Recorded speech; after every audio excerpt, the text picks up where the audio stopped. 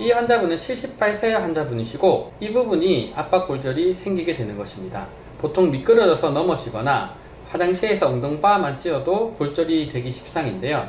보통 이렇게 네모난 부분이 무게를 견뎌주는 뼈라고 그랬죠. 이 뼈랑 이 뼈 사이에 디스크가 스프링 역할을 해주는데 과한 이 벡터, 압력이 가해지게 되면 뼈가 부러지는 경우가 있습니다. 왜냐하면 어르신들은 대부분 골다공증이 있기 때문이죠. 그래서 이 경우에 이게 정상뼈인데 요 보면 검은 부분들이 있죠. 여기가 골절이 생긴 부분입니다. 압박골절이라고 하는데요. 그 허리에 있는 뼈들은 특이하게 바깥쪽에 있는 피질골이 있고 안쪽에는 색깔 다른 이 부분은 스폰지 뼈라는 뼈들입니다. 그래서 우리 몸에서 피가 만들어지는 골수라는 부위가 보통 요 안에 있는 스폰지 뼈인데요.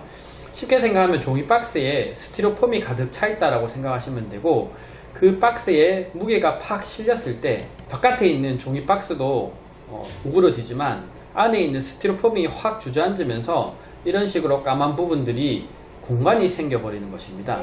그래서 여기가 빈 공간이라고 할 수 있는데요. 환자분이 누워있을 때는 별로 아프지 않는데 앉거나 일어서게 되면 이 빈 공간으로 무게가 실리면서 통증이 굉장히 심하게 되는 것입니다.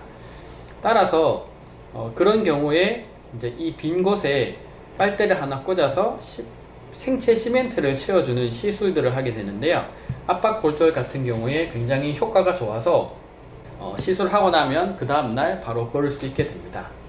보시면 이 환자분 같은 경우는 이런 골절이 생겼을 때 옛날 골절인지 이번 골절인지를 구분해주는 이미지가 이 이미지고요.